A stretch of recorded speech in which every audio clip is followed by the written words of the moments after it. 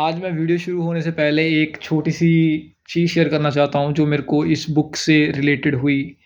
वो है इस इंसान ने ना अपनी 40 साल की जर्नी लिखी इस बुक में और इस बुक में मेरे को एक चीज़ बड़ी यूनिक लगी कि बंदे ने एक ही चीज़ को कम से कम 15 से 20 चैप्टर्स तक सेम दोहराया है।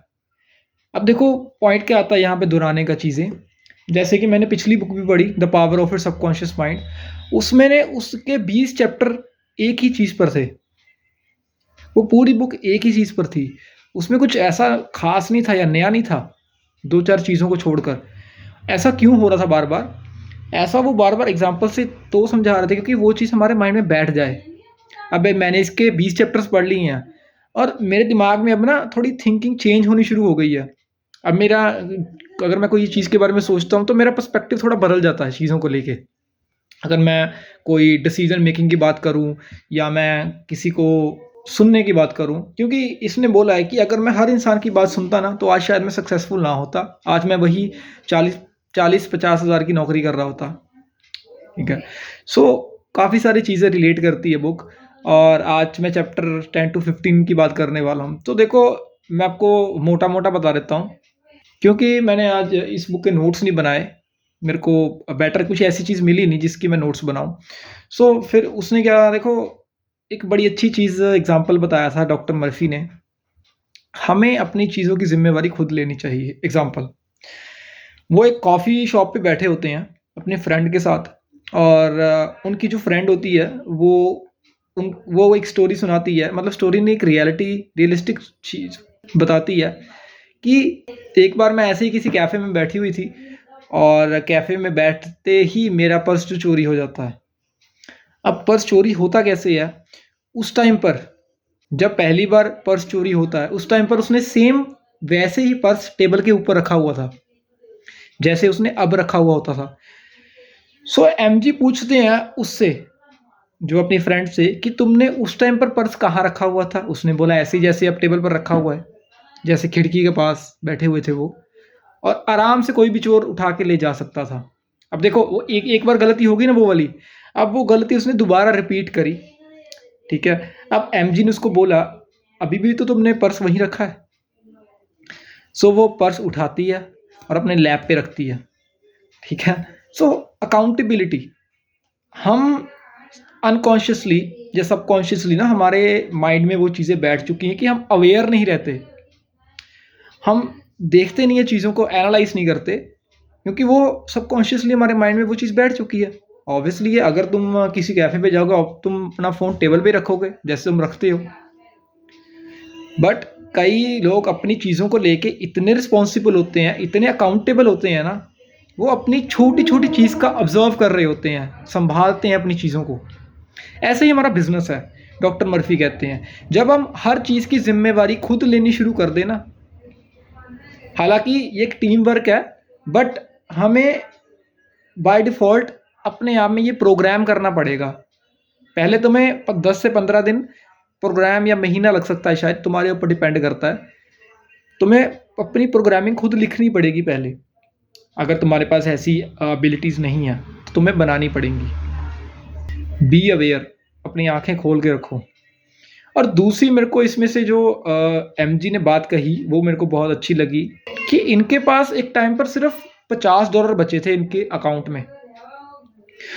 अकाउंट में $50 होने के बावजूद भी इन्होंने जॉब नहीं करी।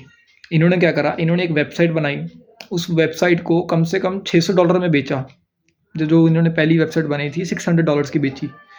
फिर उन्होंने सोचा चलो मेरा 2 महीने का खर्चा तो निकल गया, मेरा 2 महीने का रेंट, खाना-पीना तो हो गया। अब आगे क्या?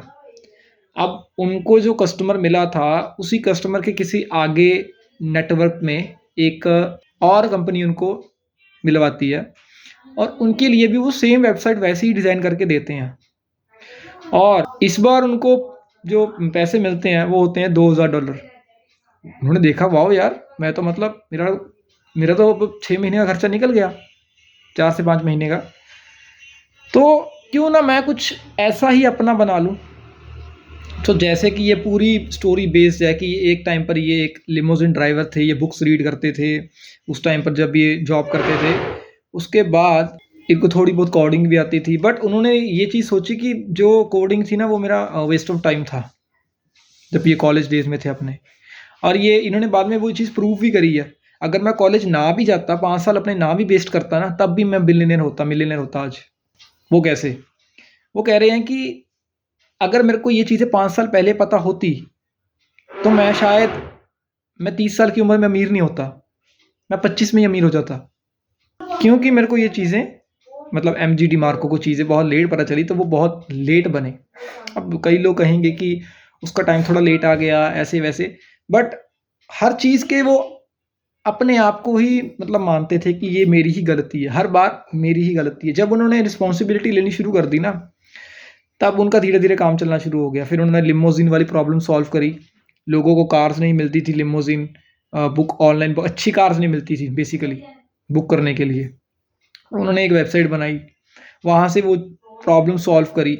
और एमजी डिमार्को का भी वही कहना है जो एक एंटरप्रेन्योर का कहना है, क्योंकि ये खुद ही एक एंटरप्रेन्योर है। इन्होंने एक प्रॉब्लम सॉल्व करी थी कि जो जितनी बड़ी प्रॉब्लम सॉल्व करेगा वो उतना ज़्यादा पैसा कमाएगा, उतना ज़्यादा उसका मैग्नीट्यूड होगा, उतना ज़्यादा उसका वॉल्यूम होगा, उतना ज़्यादा उसका स्केल होगा। अब डिपेंड करता है, देखो इन्होंने भी 4 पार्ट्स में इसको डिवाइड करा है, और वो हम जानेंगे नेक्स्ट वीडियो में, क्योंकि वो हमारा पार्ट आता है चैप्टर 16 टू 20। ठीक है, बहुत बेसिक चीज़ें हैं, बट अगर आप कनेक्ट करोगे तो बहुत बड़ा लॉजिक निकलता है। अगर मैं आपसे पूछूं, ये एक्चुअली मैं शार्क टैंक इंडिया देख रहा था, तो मे बी नमिता ने ये सवाल पूछा था किसी एंटरप्रेन्योर को कि तुम्हारी सबसे बड़ी लर्निंग और मिस्टेक क्या थी, तुमने अपनी गलती से क्या सीखा।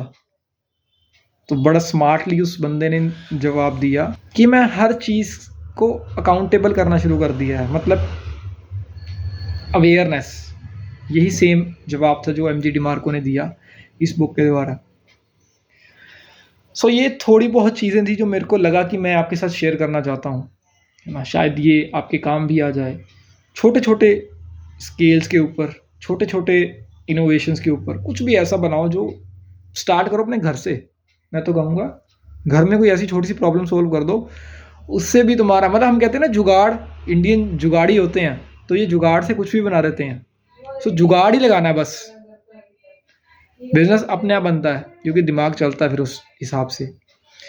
सो गाइस, आज के लिए मेरे को नहीं लगता मेरे पास कुछ खास था शेयर करने के लिए, क्योंकि मैंने पॉइंटर्स नहीं बनाए हुए थे इस बार।